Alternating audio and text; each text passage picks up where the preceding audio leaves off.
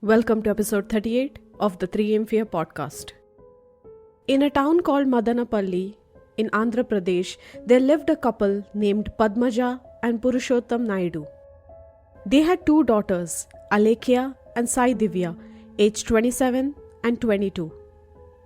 One Sunday evening at around 8:05 pm, something disturbing happened. The Madanapalli Rural Police received a call from a concerned neighbor. They complained about strange and terrifying noises coming from the Naidu residence. They heard loud screams and chants that worried them deeply. The police immediately rushed to the Naidu house to see what was happening. When they entered the house, they found a horrifying scene. Both daughters, Alekhya and Sai Divya, had been brutally bludgeoned to death with dumbbells.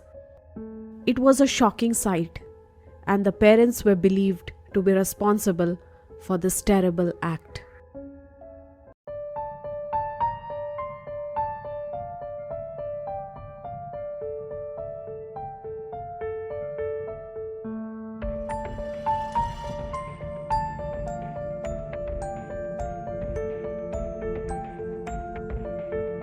Hello and welcome to the 3am Fear podcast.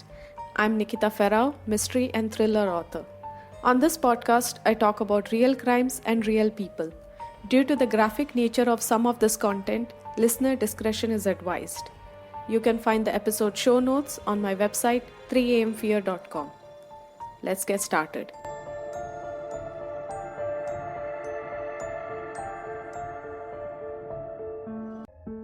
Alekhya and Sai Divya were living a very happy life with their parents, Purushottam Naidu age 55 and Padmaja Naidu age 50. Purushottam was originally from Kondraju Kalwa and Padmaja was from Chittor. They were in this new town since 5 years. The family was highly educated, with Purushottam holding a PhD in chemistry. He was teaching chemistry in Government Women's College, Chittor, and his wife Padmaja was a gold medalist in mathematics. She was the correspondent of a private educational institute called Mastermind School since 23 years. Now this is important because when it comes to rituals and human sacrifice, we tend to think that the person or the persons behind this are illiterate or usually come from poor background. But if you look at this family, the parents were not only highly educated, but their jobs were enough to provide them with a very good lifestyle. But we don't know what was happening behind closed doors.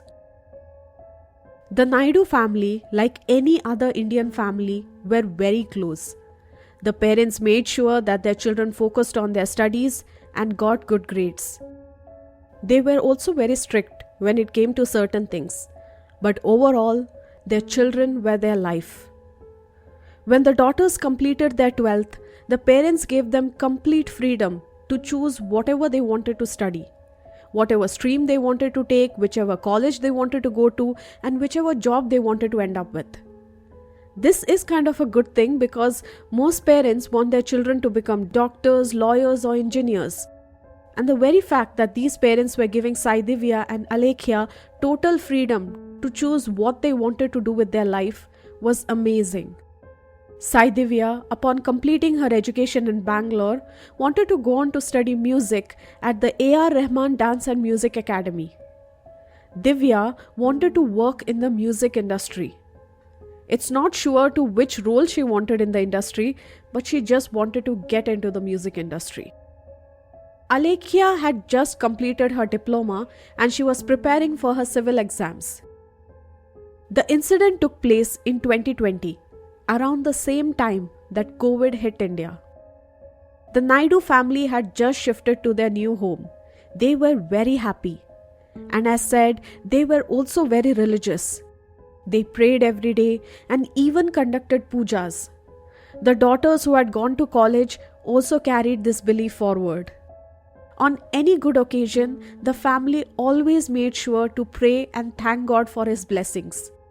For instance, when Padmaja got her promotion, the family conducted a puja in their home to celebrate her success.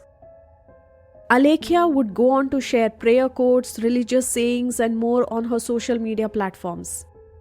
In 2020, as the lockdown set, the parents called their daughters to come home. And from here, everything went downhill. On 23rd January 2021, the Naidu family took a leave from their work. They said that they wanted to perform a puja, and to prepare for this, they needed a few days off. On 24th January, neighbors outside could hear someone reciting prayers from inside the house. And because prayer was something that the family deeply believed in and would perform often, they didn't think much about it. This was not until Purushottam called one of his friends and told him what had just happened. This friend worked in the coaching center that Padmaja ran, and their families also knew each other. At first, the talk was normal, but then the friend noticed that something didn't sound right. After much asking, Purushottam told his friend what had just happened. Purushottam said that he had just killed his two daughters, and tomorrow, which is 25th January, his daughters would come back to life. His friend couldn't believe that Purushottam was talking like this, a highly educated and well-to-do person. He tried to remain as composed as possible and asked him, why did he do this? For this, Purushottam said that there was some evil within his daughters, and in order to cleanse this evil, he had to do it. He said that tomorrow his daughters will rise again, and this time they will not have this evil entity within them. The police came in and found Purushottam sitting in his living room. He appeared as if he was in a trance-like state. The police started searching the house and eventually found Alekhya's lifeless body in the puja room on the ground floor. She had a terrible injury to her forehead. Upstairs, they discovered Sai Divya in her bedroom, surrounded by blood. Both daughters were wrapped in a red sari, and this made the situation even worse. The police also found Padmaja sitting on the bed, seemingly unaware of their presence. It was as if she was in a daze. When asked, the parents said that there was evil in their bodies, and this had to be done. According to them, the youngest daughter, Divya, asked the older sister to kill her. And she said that if she didn't kill her, then she was going to commit suicide. According to the ritual that they were performing, suicide was a sin. Alekhya agreed and hit her sister's head with a trishul or a trident. After this, Padmaja hit her oldest daughter in the head with a dumbbell. After that, she attacked her youngest daughter, and according to them, the daughters were alive for almost 1 hour after they were attacked. After killing their daughters, the next step was for the parents to sacrifice themselves, and this they had to do at exactly 9 p.m. But something happened. Purushottam could not find himself to do this, and that's how he ended up calling his friend, and his friend ended up calling the police, and everyone was notified. According to the police, the youngest daughter Sai Divya was first killed by her mother Padmaja at around 2:30 p.m. on the second floor.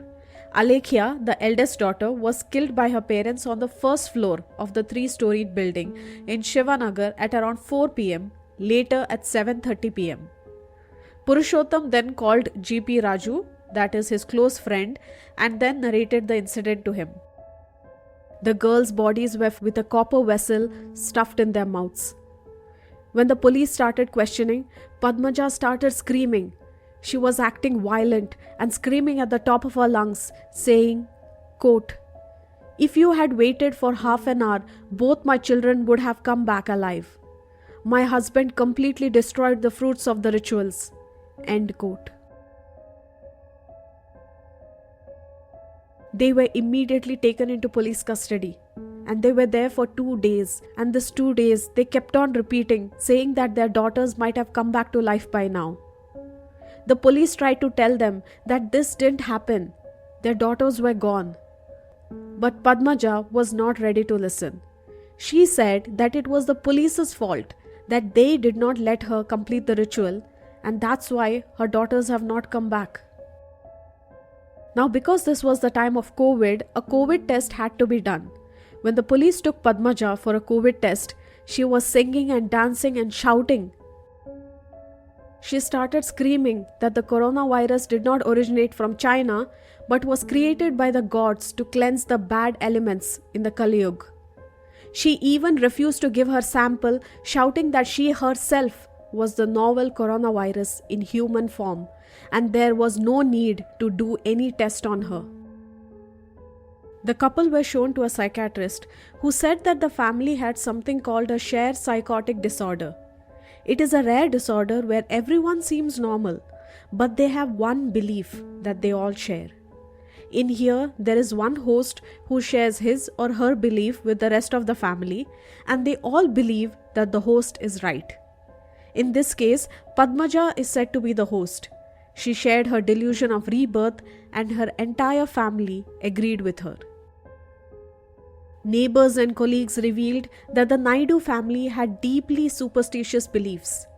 They followed spiritual leaders like Meher Baba, Sai Baba, and Rajneesh, Osho, and regularly visited Shirdi. This information shed some light on the situation. Due to the shock and trauma, the police couldn't question the parents immediately. When they finally did ask Padmaja about the murders, she lost her temper and yelled at the police, accusing them of disrupting the ritual she believed could bring her daughters back. She claimed that the police had brought demons into their house by entering it and demanded that they leave and return the very next day to witness the miracle that she was expecting. The family had isolated themselves from the world since the pandemic began. They didn't even allow domestic workers to enter the house. The police were deeply disturbed with what they saw and heard.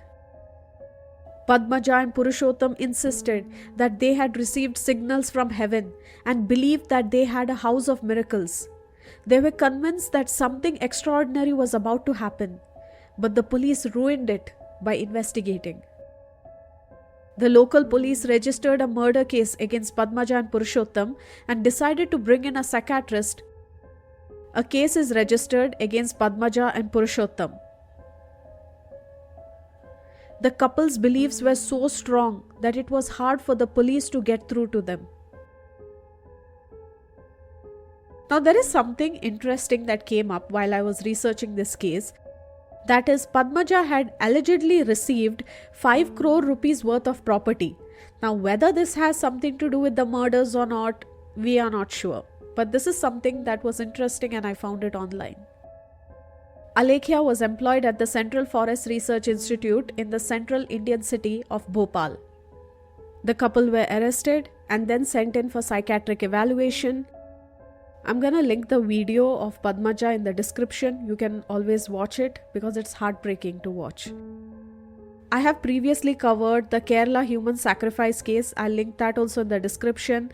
That and this, there are a lot of similarities, although that was not within a family, it was an outsider who committed the crime.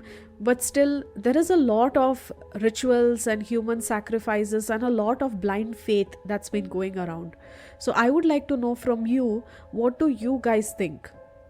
Why is it that in 2023, in the era of social media, when we have highly educated people who come from well-to-do families, people who have good jobs, people who are earning well, who are living in well-established houses, how come they believe in such things?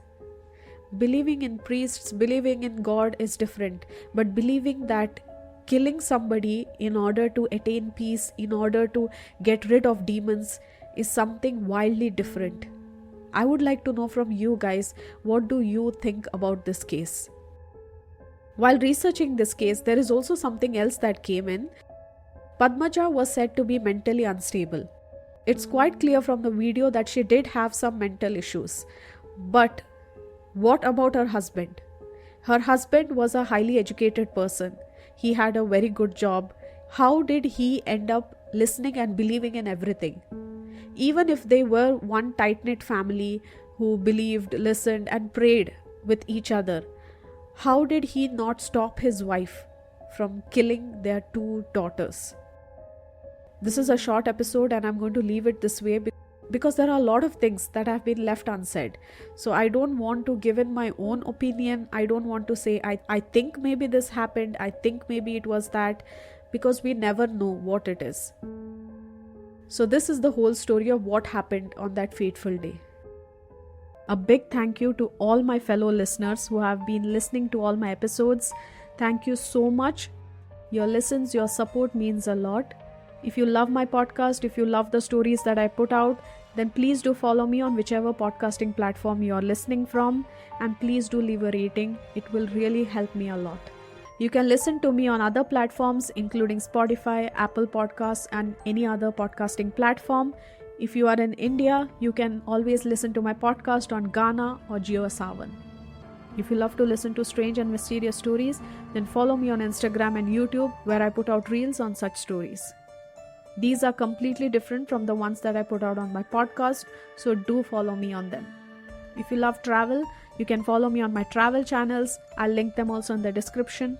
Until then, stay kind and stay safe out there.